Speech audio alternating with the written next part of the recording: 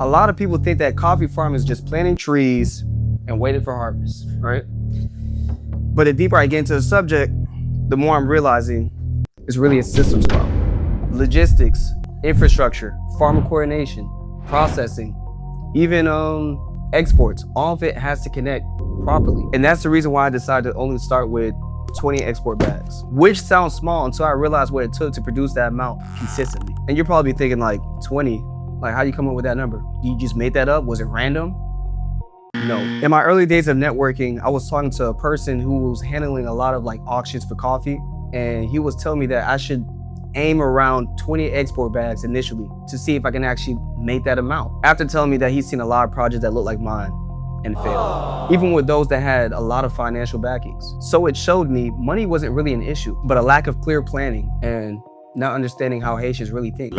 So I decided to work backwards from my end goal to understand what I need to actually start with. I needed a number that was small enough to control with and large enough to actually test out an actual system to see if it actually works. Because remember, the first plan is a nursery. So let's get started with one export bag. That will equate to 60 kilograms of green coffee. Now, why 60 kilograms? Because that's just a standardized size for like an individual jute bag for Haiti. Different countries utilizes different sizing. One might be 67, one might be 70, one might utilize even 50.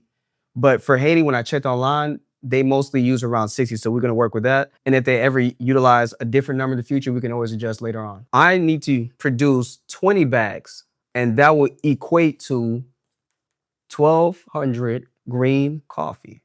Hope my handwriting is actually legible. And mind you, I said green coffee, right?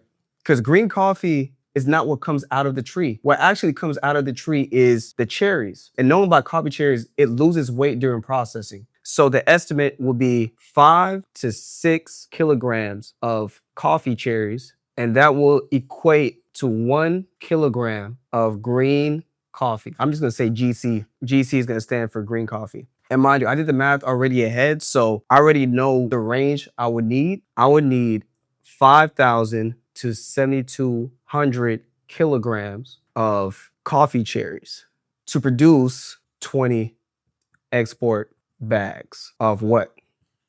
Green coffee. So as a quick recap, one export bag is going to equate to 60 kilograms of green coffee. And with that knowledge, I need 20 bags because that's my end goal for the first harvest. I just want to initially at least make 20 bags. We're starting small, and that's going to equate to 1,200 green coffee. But knowing that green coffee doesn't exactly come straight from the coffee plant itself, we know that we have to have at least 5 to 6 kilograms of coffee cherries to equate to 1 kilogram of GC of green coffee after the processing, whether it is natural processing, washed coffees, or even honey process. 5,000 to 7,200 kilograms of coffee cherries produce all that to equate to 1,200 of green coffee, and that will equate to 20 export bags of green coffee. I know how much I will need in terms of coffee cherries, but now we have to think about the amount of trees, the amount of farmers, the amount a particular variety will produce our end product. And before I can even come up with an amount of trees, I will have to know what coffee variety that I'm using, because different coffee varieties produce different tastes. It has different cup quality. It might have different physical traits, and it will also have different yields. We're dealing with one coffee variety that's called Catura, and then another coffee variety that's called Cafe Paella, which is a typica, but it has been accustomed to the region itself because they've been grown in Haiti for so long that they just call it Cafe Paella, which is basically the coffee of Haiti. And toggling between both of those different varieties, I just decided, you know what, I'm just gonna stick with the Catura variety. And you're probably wondering, why am I sticking with one? Because I wanna have traceability, I wanna have quality control, I want to have consistent flavor profiles. That's the reason why you stick with one. Remember, I always keep talking about it. It's always about infrastructure. Catura is a dwarf mutation of the Bourbon variety. We can get later into that detail, but that's just a general description of Catura. And what that allows me to have closer spacing with the trees. So it's a very short, squat plant, easy to harvest from. And Because it's short space in between the trees, you can actually plant more trees in the area, in the land itself. But I still want to have the plants moderately spaced because I don't want to have any humidity issues, just like coffee leaf rust and stuff like that. Even though it's a short plant, it has a relatively high yield. Katura. This is the variety. Each Katura plant equates to 5 kilograms of coffee cherries. 5 kilograms of coffee cherries.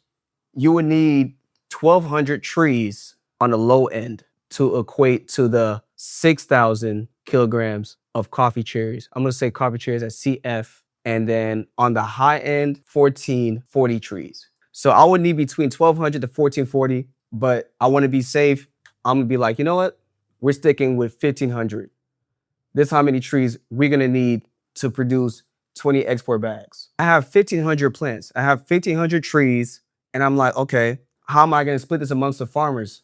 I don't know exactly how much land each farmer has, but knowing the situation where land size varies and the average farm holder in Macary holds around 1 to 2 acres, we're just going to stick with 1 acre. I'm not trying to put too much pressure on a single variety of just plants in general for them to take care of, because I know they have a livelihood. Coffee takes 3 to 4 years. They would need to grow other crops in order to live a sustainable life during that whole duration of growing the coffee. I'm going to stick to 200 to 300 trees per farmer. In actuality, you can actually plant 2,400 to 4,000 plants per acre, but I'm only sticking to 200, 300. Dividing this 1,500 to 200 and 300, that will split it to 5 to 8 farmers. 5 to 8 farmers growing in total of 1,500 trees, which will produce either around 6,000 to 7,200 kilograms of coffee cherries, which will produce 20 export bags. So if I only worked with 5 farmers, each of those farmers would be growing around 300. But if I worked with 8 farmers, they will roughly work around 200, give or take. So now I know, okay, I need 1,500. I know how many farmers I have. I know how many trees they will roughly be growing per farmer. I have to think about, okay, now I can bring the nursery back into play, which will be what? 1,500 seedlings to create 1,500 trees. But I have to think about germination rates. You might have certain seedlings that's going to be very weak and unstable that when we see it during the nursery stage that we might not need to plant those because we want to start with a good foundation. I want to start having more than that, maybe double the amount and even a percentage more. I just roughly just say, you know what, we're going to do 5,000 seedlings. My handwriting is not great today because I'm holding this, my arms are tired. 5,000 seedlings. So that's what we're doing. So with the 5,000 seedlings that I'm growing, specifically Katura, nothing else, just only Katura varietals, and I'm growing 5,000 seedlings. Hellcat. Anyway, with 5,000 seedlings and I have a good germination rate, hopefully around 80 to 90%, mostly I want to stick with 90%, we will have at least 1,500 plants that are growing strong and healthy, and then we'll also have enough for future to keep growing more coffee trees and keep expanding the nursery so more people can get into the program. But like I said, 20 bags, 20 export bags isn't really a lot, but it's reachable. It will allow me to really learn how to operate in a small scale so I can expand accordingly. 20 bags doesn't fill a 20-foot container. For 60 kilogram jute bags, that would be around 300 bags, but that's a goal later down the line. And mind you, I don't even know what's actually out there for real. I haven't done the field research. Once I'm actually in Haiti and I can actually see what's actually really going on, then I can adjust those numbers accordingly. But because I created an outline, a skeleton, a blueprint, it gives me directional cues to know where I'm heading to. It keeps my vision focused even if I go through occasional speed bumps. We can talk about other nerdy things in later videos because I know I mentioned like coffee varietals and other specific things like ever so briefly, but it wasn't the main subject of this video. But if y'all want me to elaborate on things that I skimmed over, let me know because I have the time to do so for now.